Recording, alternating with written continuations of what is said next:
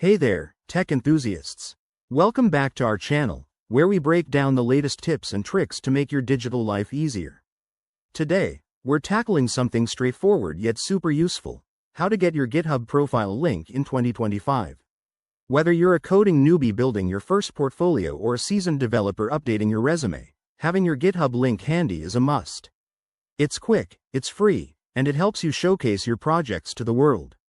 So, let's dive right in. First things first, fire up your web browser and head over to github.com.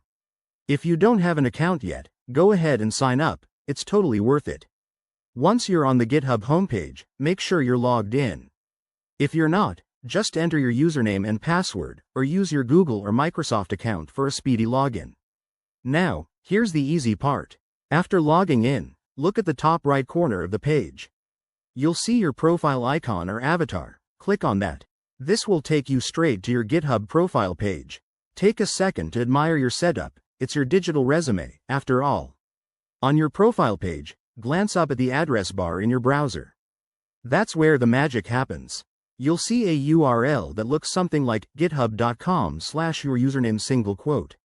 Simply highlight that entire URL, right-click, and select Copy, or use the keyboard shortcut Ctrl+C on Windows or Command+C on Mac.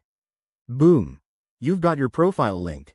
But wait, there's a bonus tip for 2025.